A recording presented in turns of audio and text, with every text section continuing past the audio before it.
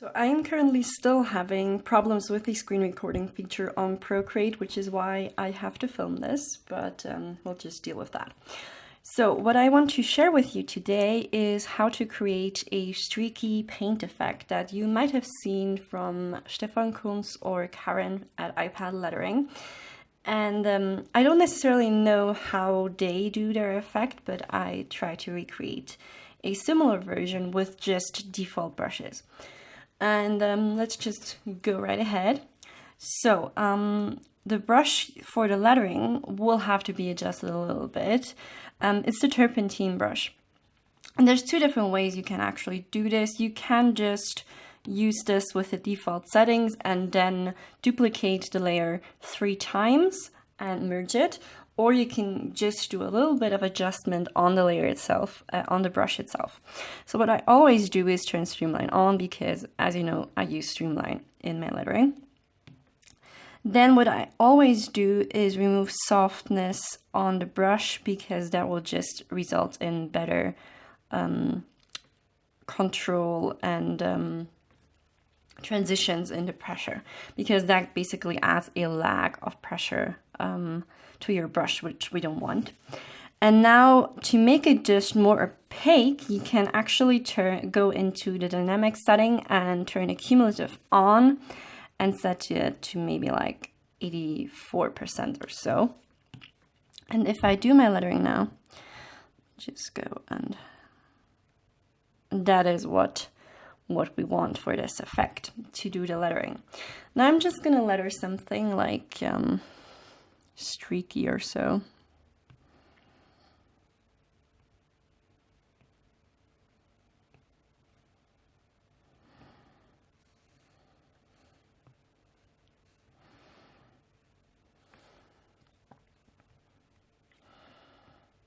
And I find that this effect looks a lot better with more messy lettering than with a super clean style.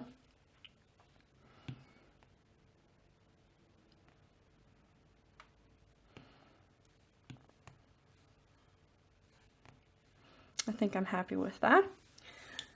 So now the key for this is that you keep all of the colors in separate layers and that you will always keep only the text layer selected. So what you do to keep that selected is you tap the layer and hit select.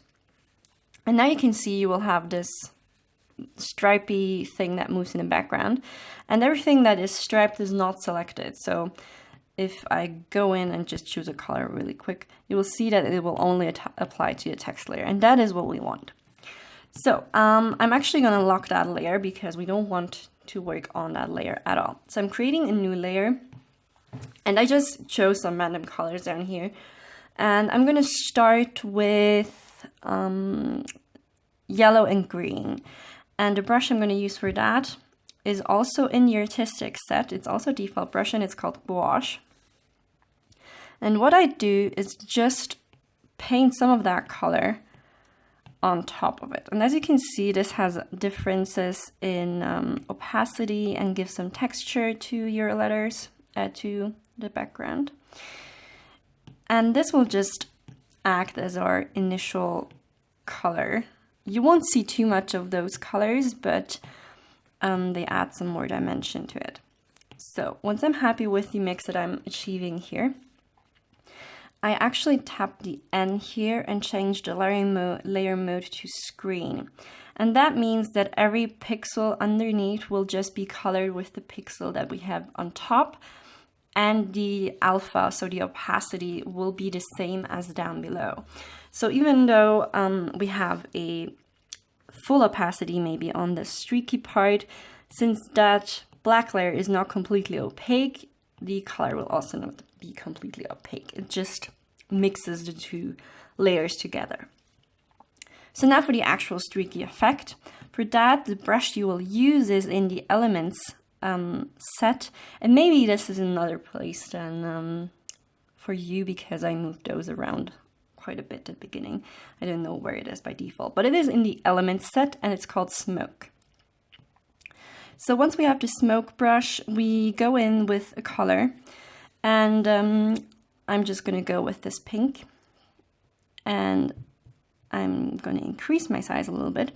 And what you will do is you follow the original stroke direction and give it just some streaky effect. As you can see here, I'm really just kind of streaking. I don't like that part here actually, now that I see it.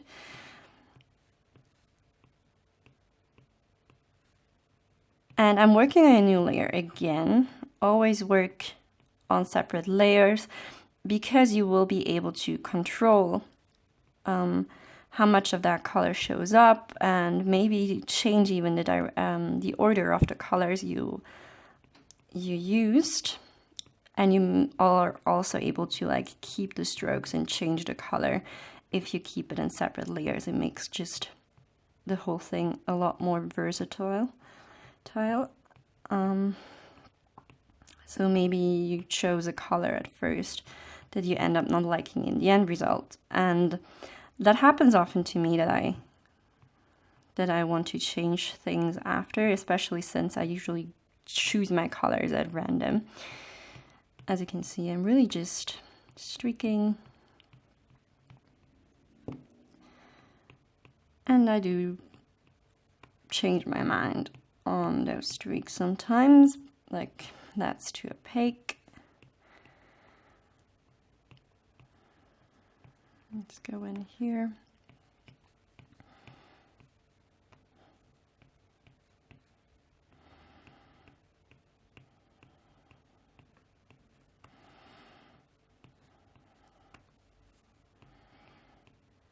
Like that. And this is one of the most time-consuming effects that I do, but I feel like the effect is definitely worth investing some time in. I forgot that, so let's put that in as well. So that's color 1 done. So I'm just gonna go in with a new layer and choose another color. Maybe let's go with like purple, and just put that on top, creating the same thing. And I usually do about 3 layers of those color streaks. And I'm just gonna speed that up now for you so that you're not bored.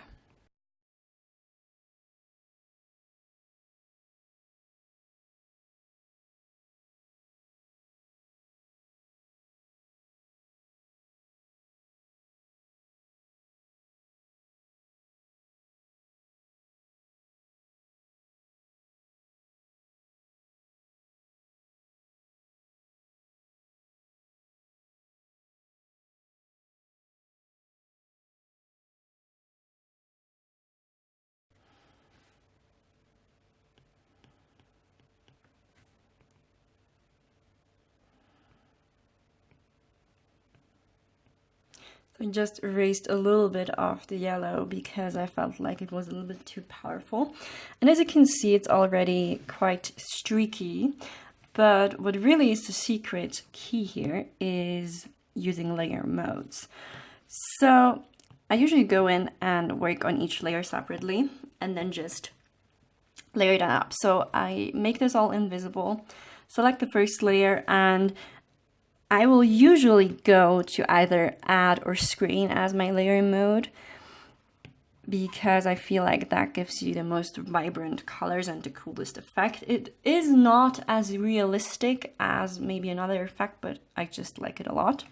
So I choose add here, then go in with the next color and just try, maybe go actually with screen for this one.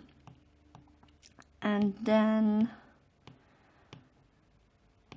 I'm gonna go with screen here as well. So that is my color. What it looks like right now, I'm just gonna deselect. And what I usually do is just go in with a full color, a solid color, and then try all of the layer modes that I have available to just blend the colors a little bit better together and create a nicer blend of colors. So I'm going to tap select on the background again, create a new layer, and let's just overlay a blue. I'm gonna tap the layer here and tap fill, and we'll just fill in the blue. And I'm just gonna make that small so I can actually see it. And I literally try every single one, because sometimes you're surprised and an effect that you didn't like before actually works great. Like that, I actually quite like that, but it's probably a little bit too stark. So let's go on and try different ones. That's like just if you want a monochrome, sometimes that's nice too.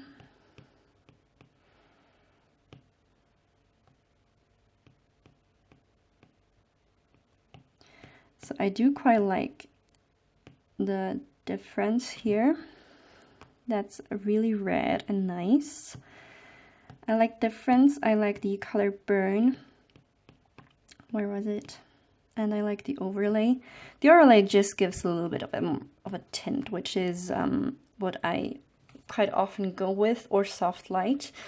I think I might go with color burn or go with the difference. Was it difference? I think it was difference. I think I'm going to go with difference because I quite like that. So now that I have that, let's go and finish this up. So what I'm going to do is I duplicate the black layer and unlock that and put that on top of the other layers. Apply some Gaussian blur, just a little bit, and then actually move it down and to the right just a little bit. So as you can see, you don't have too much of the overlay on of the blur at the top half and more of it below. What I do then is select the original layer, tap the blurred layer and hit clear, and now we only have the shadow. And I'm just gonna turn the opacity of that down. So we just have a soft shadow, which just adds some dimension. And now to add even more to the whole streakiness, we will use white and the smoke brush again, and just apply. I'm actually going to decrease the size and add some of those white streaks to that. And I'm going to change the layer mode of that to add. So you can really see that this really gives it a little bit more shine. And I forgot to actually just select again. So select so we don't overdraw like I just did down below. And you don't necessarily have to add that, but I quite like it.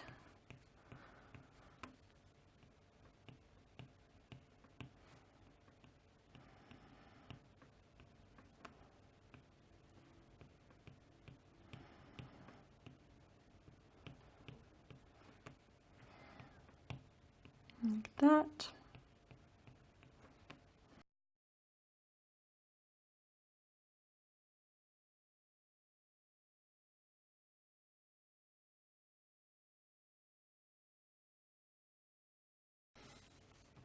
So I'm just gonna decrease the opacity of that a little bit. And now we add even more dimension by actually applying some shading. And for that, I will use a soft airbrush from the airbrushing set. And what I will do is basically just darken all of these strokes that are not the main strokes. So here, here, here, here, here, here, here, here, here, and then give some shading here and some shading here. So that's the areas that we want to apply shading to. And for that, we obviously need to select the layer again because we don't want to work on the background. Create a new layer and then just apply some shading and I go dark here. We will actually turn the opacity of that down, but it's just a lot easier to actually paint it quite dark.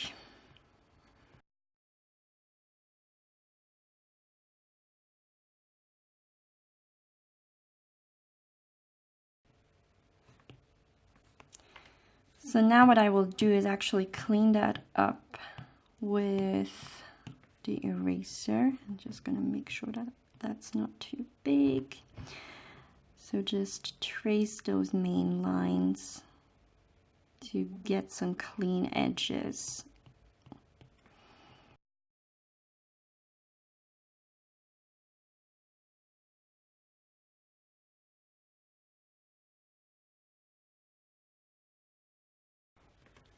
Once you're done with that, just turn the opacity down. And as you can see, it makes just a small difference, but it is quite effective. And now to finish it up, the last step is going in with the original brush that we used, so the turpentine, and add some highlights.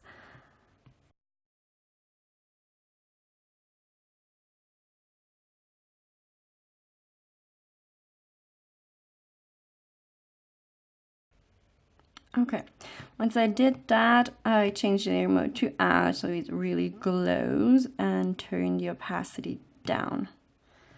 Deselect, and that's the streaky effect all done.